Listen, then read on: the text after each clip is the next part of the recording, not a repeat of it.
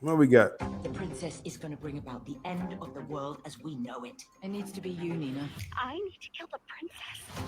I love her how they You record her not voice. belong in the world of humans. Oh, we get her backstory. I want to Yeah. be free. Nina! Cersei isn't telling the truth. We're starting a war for no reason. What the hell is that? That's just another human.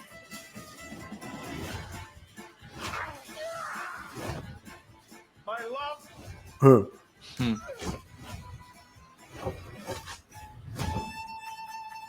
Huh. Interesting. So we get the culmination of this whole season. Again, I mean, I see it as a story beat where they're saying like, "Oh, is she telling the truth?" and stuff like that. But the audience, we saw Gorilla Grodd. Like, Yeah. we know that's who was pulling the strings there, right? Like, that's what I get. No, 100%. And I mean, we have talked about, Gunn pulling the fast one on us. For all we know, Gorilla Grodd could be controlling Cersei and trying to make this all happen. Oh. I mean, we don't really. It could go either way. We really don't know. But I mean, hey, man, I'm here for it. I'm excited. I'm ready to see where we're going. So Yeah, no, definitely. It's, again, a culmination of the season. The Rick Flag, we really didn't get any answers with the Rick Flag situation. Yeah. Like he just messed up. He's the breathing. I'm sure I think they're gonna enhance him somehow. I think that's really what they're gonna do. I can't think of any comic run that would hint towards that. It's just that we know he's in Superman and Peacemaker, so they got to revive him somehow, right? Make him like a cyborg. I kind of just had like a light just come off because we know we're dealing with Ultraman and Superman. Maybe they have a serum that's like maybe not perfected, but perfected enough to kind of bring back Rick Flag, and that'll lead into the perfect Ultraman, something like that. I don't know. We'll have to see. Yeah, definitely. There's a lot of possibilities there. Maria says, "Is the Gorilla Grodd a Flash villain?" Yeah, Gorilla Grodd is mostly known as a Flash villain. He was in the Flash TV show a couple of times, a handful of times. He has like the psychic ability, and he can control people. That's usually what he uses to control like civilizations and stuff. And we saw in that flashback, as soon as I saw him, I was like, "Oh, that's why this is happening." Yeah, because he's controlling that. This little princess. There's no way for her that she would do that on her own. But from their standpoint, all Waller saw was this princess taking over the world. She probably didn't know who Gorilla Grodd is. You know what I mean? So right, because that's who you got to go after is Grodd. It is not the princess. So we'll see. This right here, this shot right here is like it's like giving us not a lot, but just enough. Like this is gonna have us talking for weeks. All right. It's like, hey, we got Batman, right? Yeah. And he's just popping up, and I see the blue. Like that's all I need to see, man. That's all I need to see. We're getting Hush Batman. I also think this is a good time to get this because especially with all the rumors and stuff we've been hearing lately about, with Reeves being pushed back and all this stuff. This, like we said multiple times, that is not Pattinson. That is not Pattinson's Batman. So I think that just literally solidified that. Yeah, that's not it. They're not intertwining. And I mean, and then that's just outside of Gunn's own words too. But I know, right. Yeah, I guess everyone's saying he's the pathological liar. So okay, but he's been saying for the longest, like Reeves has this thing, and I've even been told, just by got like journalist friends and stuff, and they're like, no, Pattinson, like that crime saga world, that is its own thing, and there's no reason to mess that up, So right, no, 100%. So that is what it is. I see online people. I put up the shot on my Twitter, and people are already saying like, "Oh, it's a blue cape," like they noticing like this ain't Pattinson, That, and I feel like now we understand the brave and the bold title for the film because, like I said, you go back to the Brave and the Bold show. that is what that is. Blue. He's blue in it. So it Mm-hmm. on the money, man. It's on the money. I'm just saying, this is some interesting stuff happening, man. And as DC Comics fans, like that's like I say this every week, but like really, that's all I need in like series like this. Like, you know, just give me some kind of Easter eggs. Like, just give me something. Yeah. And I'm like, oh, okay, this reminds me of this comic or some hint towards the future. So yeah, this season, and you know, we're gonna wrap up our watch party, you know, next week for this 7 episodes. Been a nice run, and it's like, you know, I had low expectations. I was not sure what to expect with like a D-list show. And the most credit I'm gonna give Gunn right now is that he kept me interested, you know, this entire season. He's kept me interested in this world.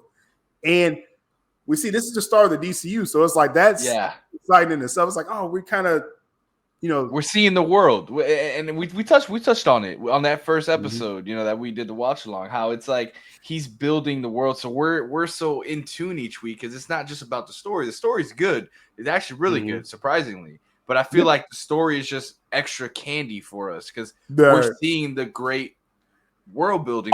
That's all I'm doing. Every shot, like, I mean, it's like, okay, you got Weasel and Nina talking. I'm looking in the background, like, what's going on? Is this right.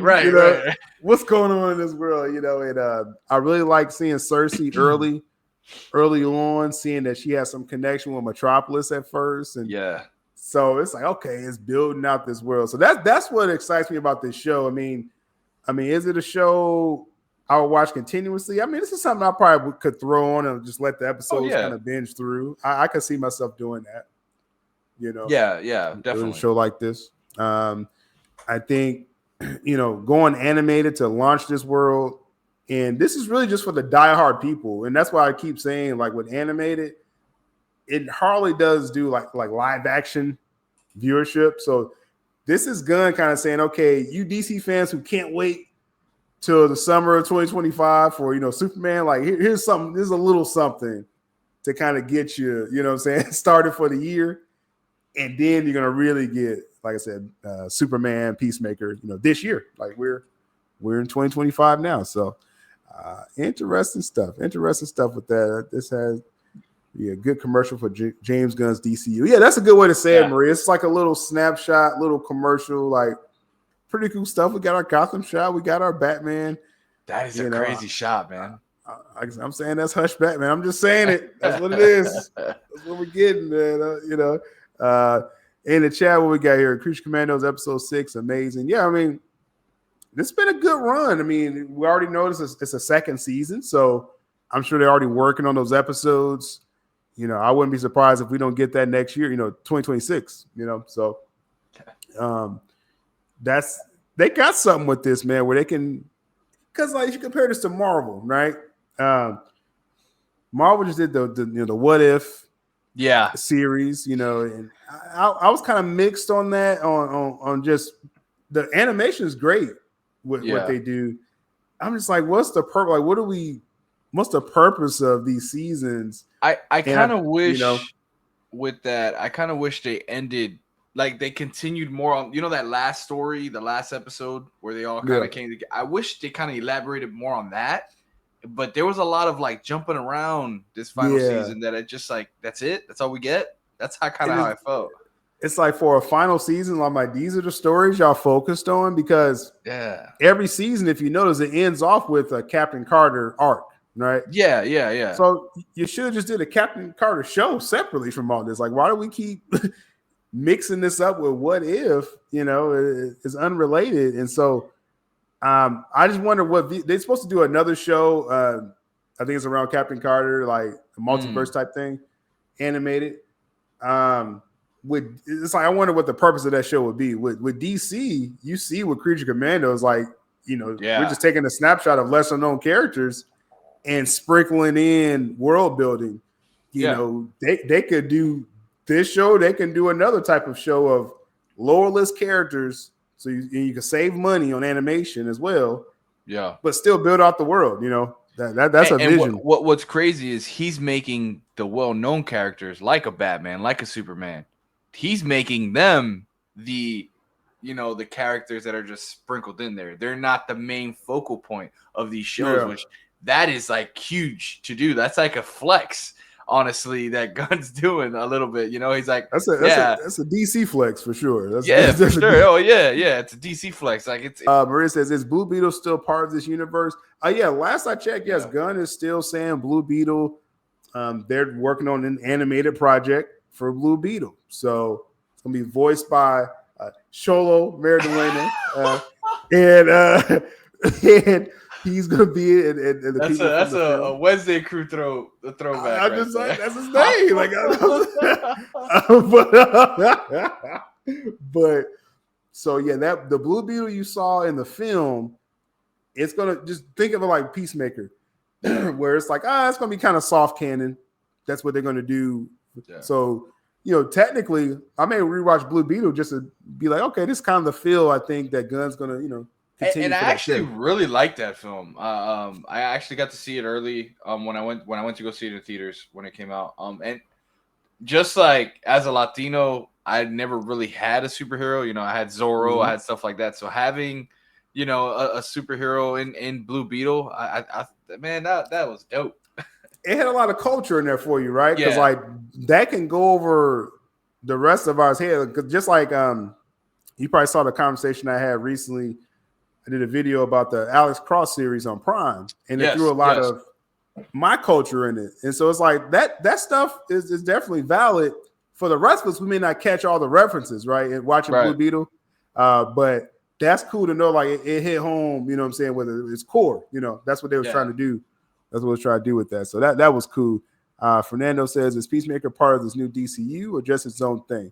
So yeah, Peacemaker, it's basically a soft canon, right? They mentioned events, I think right in the beginning of episode 1, Carlos, right? Yeah. It was like, Peacemaker, this happened, and And I think when we got introduced to the character from Peacemaker, who was actually in this episode walking around with little Kane, he's like, I was protecting the world from aliens invasion or something like that, which happened in Peacemaker, or I think Suicide Squad or something like that. So it's like, it's all correlated. Yeah, for sure. Music says it was a name drop. I missed the name drop of that. Oh man, I don't remember even. Yeah, I'm about to watch it again. I didn't have my captions on this time, so usually I would have caught it if I had my captions on. But so we're gonna round this one out. Like I said, 6 weeks of the show. I mean, we did 5 of the 6. What happened? He also said it's where a Blue Beetle scarab was found. That's interesting. That's another Blue Beetle. Yeah, I didn't catch that. In the episode. So but yeah, we did 5 of the 6 episodes. I think like we got something out of every week. This show's doing a good job keeping our attention, man. I gotta give credit where it's due. I was ready for this to just be like, okay, I gotta see what the bride's gonna do every week. Okay, but there was like there's a whole DC world, man. So cool stuff with that.